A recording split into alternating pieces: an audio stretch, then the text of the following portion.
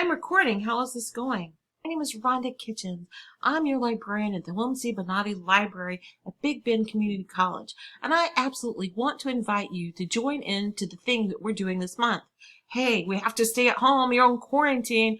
You have kids everywhere, or you have kids nowhere. You're quiet. You may not be able to go to work, or you're working too hard, or you just really need to get rid of some anxiety and focus yourself on a creative endeavor. And we have a great one for you. It's called National Poetry Writing Month, and it's been going on for decades. If you go to the Big Bend Library and you go to our section that says Events, Forms and Services, you will see NaPoWriMo, Write a Poem a Day, Prompts and eBooks.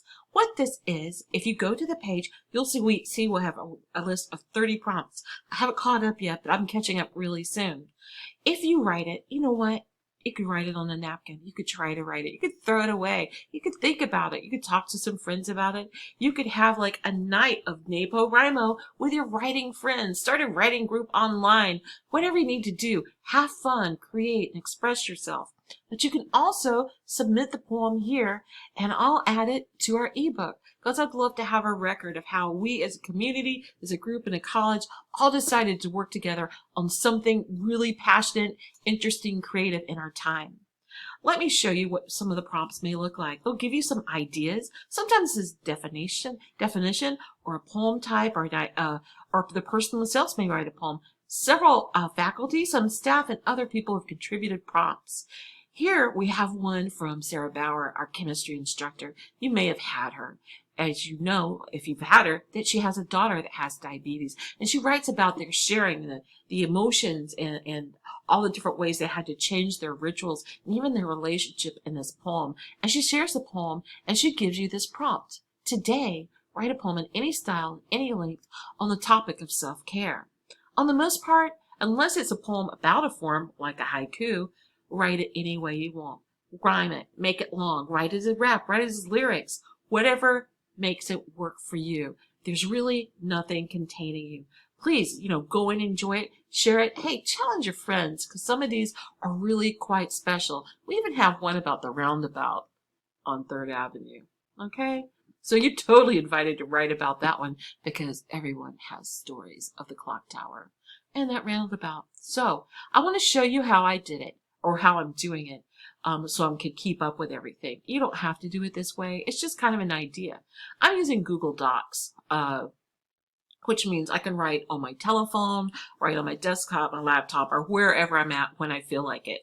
And I'm responding to Sarah's self-care poem, and I'm calling it something else, and I'm working about the concept of self-love, my own personal battle. So I wrote it here, and I'm going to save it, and tonight I'm going to write to prompt 2, and that's about some things about our childhood and our childhood room. And I've already kind of got an idea, because I grew up in Florida, so there was mosquitoes involved, and I had this moment where I said I was going to do whatever it took not to be so hot and have this hot, sweaty neck and all these mosquitoes. I'm not really sure how I'm going to turn that into a poem.